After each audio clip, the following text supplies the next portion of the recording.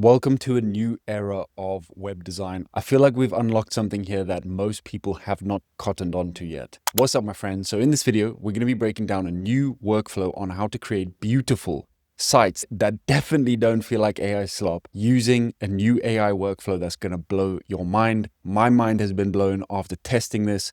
So without further ado, let's get into it. Now, if you've been using AI to build websites for the last few months or weeks even, you will know that most AI website builders have the same layout, the same logo, the same left text, the same right image, the same subheadline, the same two buttons all of the flipping time. So if you go onto someone's site, you can tell if it was vibe coded. Now, generally these look okay, but ultimately everything starts to feel and look identical. And that's the problem. That's when people say, I look at a website and it just feels like AI slop. And so what we're going to be doing now is instead of prompting for a website template, we're going to be prompting for a visual composition system. Okay, so first things first, I've got GPT Image 2 up here. You can see I've selected image. And what I'm going to do is go to the prompt playground and I'm going to select one of these image to site workflows. All of these beautiful images have been created inside of GPT Image 2. I'm going to be giving you the template prompt that you can use so you can create your own ones of these.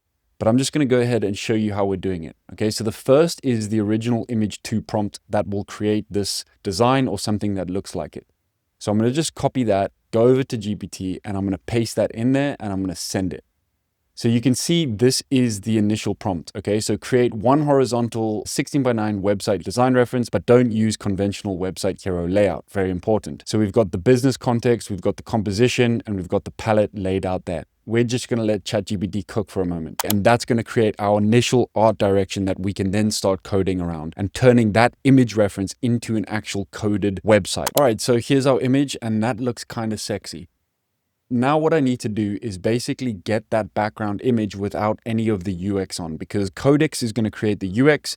And so we need to supply it with both this reference image and the actual background. So I'm going to go back to the prompt playground and get the second prompt. And I'm just going to copy and paste that in here.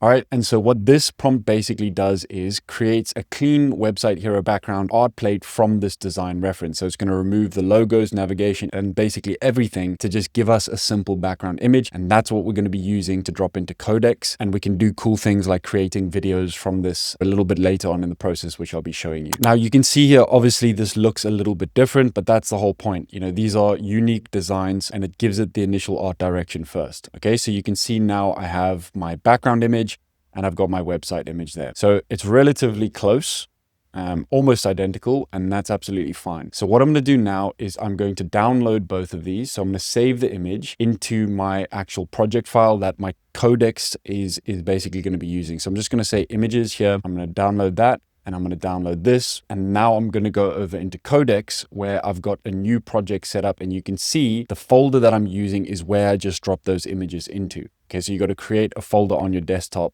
in order to kick this off. Now, the starting prompt that I'm going to be using here is very, very important. Okay, so the starting prompt is accessible here inside of our Skool community. So you can see we've got this entire process laid out here in regards to designing these sites.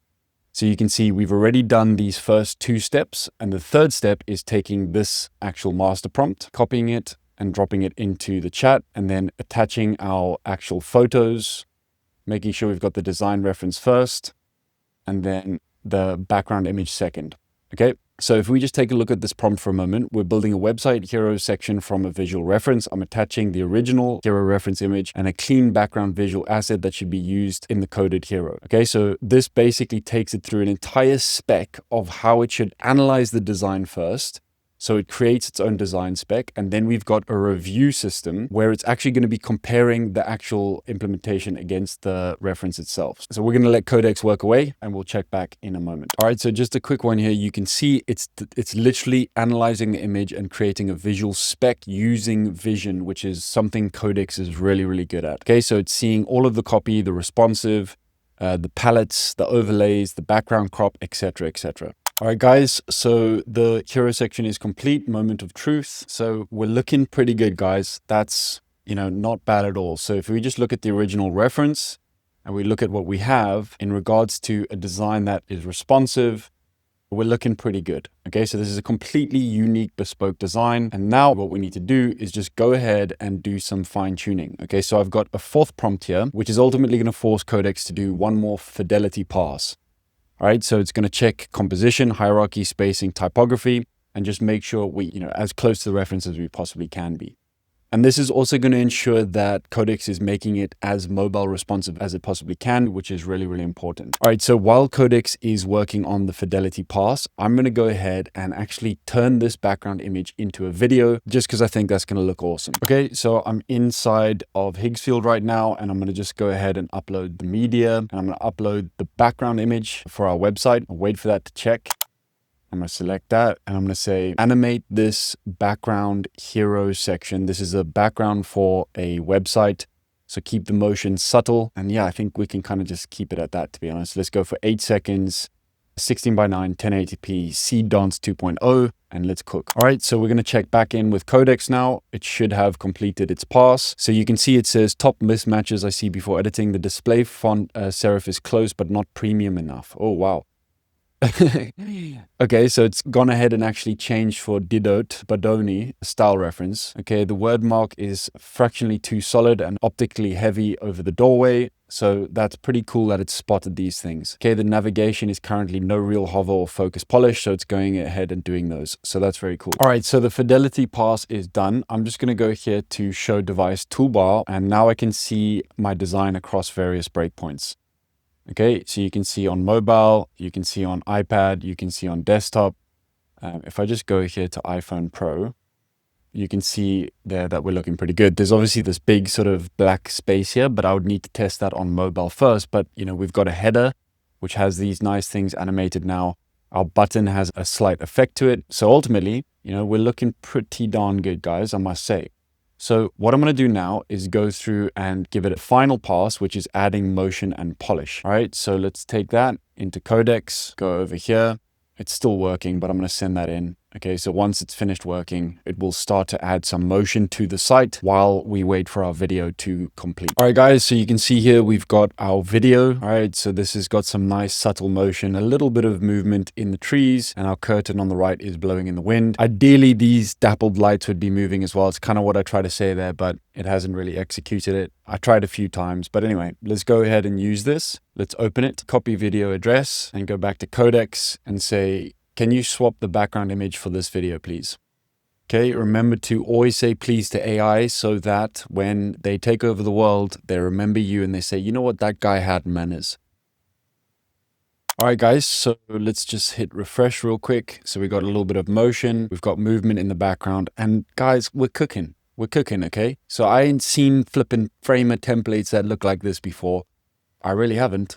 And literally it's been a few minutes. Okay, so that's really cool. What we want to do now is go back over to the prompts that we have inside of our Skool. And we now want to do step 6, which is extract the art Bible. Because we've obviously only got a hero section right now, I'm just going to go ahead and get off that. And I'm just going to drop this prompt into the chat and I'm going to send it. All right. So it's still working a little bit right now, but essentially this prompt is really powerful because what this prompt is going to do is going to turn the hero section into a style guide and a style reference that's going to allow us to create the rest of the page. Okay. So in the current style that the hero section has set, you can see now it's going to take that prompt in a moment. Okay. You see there, and it's going to look at the palette, the typography, spacing rules, layout, blah, blah, blah. And then we're going to be able to create the rest of the landing page and have a fully functional productional site. And ultimately what's been really exciting to me about this process is that this just gets us in the game so much quicker. And I'm thankful to the old Sam Altman.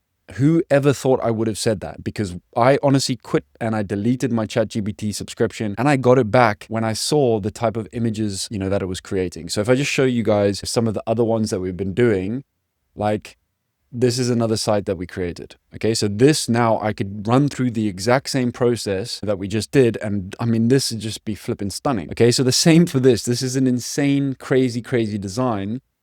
And we've got an image version, we've got a mobile version. And so we could technically now turn that into a coded version. And that, my friends, is going to be another video just because when we've got very creative designs like this and, sort of designs like this, these are obviously a bit more complex. Okay. So we can't really expect Codex to go in and, sort of code all of this from hand. We have to be a bit more creative with how we're using the image. That'll probably be the next video I do. But you can see here that the sky really is the limit. Like, you can create ridiculously unique and creative designs now, literally by getting ChatGPT Image to do it. Okay, so remember all of the prompts that we've basically got for this entire process, what the actual template is, so you can create unique designs for yourself or your clients and ultimately just unlock a huge amount of creative power behind what you're doing and create sites that will honestly blow your clients out of the flipping water. And we've done all of this in a few minutes and we ain't even had breakfast yet. What the hell?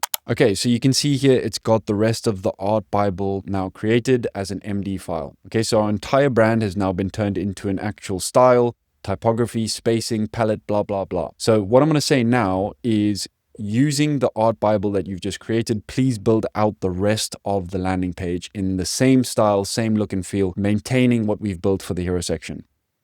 Okay, so let's see what it cooks up. All right, so you can see here our hero and the rest of our page is locked and loaded. It's gone in and it's assumed, and it's created the copy, the demonstration stuff. So now we have a shell to ultimately go in and start populating with real copy, real images, updating, etc., etc. But now you can see with this workflow how much creative freedom you ultimately unlock. You can now design any site you want. You can make it look any way you want, provided you have the correct starting prompts and you have the process locked and loaded. All right. So if you want to get access to this entire process that I showed for GPT Image 2 to Codex, you can jump into our Skool community and you can get full access to this, plus all of the premium GPT prompts that I'll be adding as this video goes live. So you can start creating things like these, and you can also deconstruct how we actually create prompts and then make your own custom ones. Like, that's totally cool too. But if you want, you can go in and use any of these prompts here and actually just start testing this workflow out for yourself, so you can practice and you can play around with these tools and develop your skills of using AI. That's what the whole point of this Vibe Playground is ultimately all about.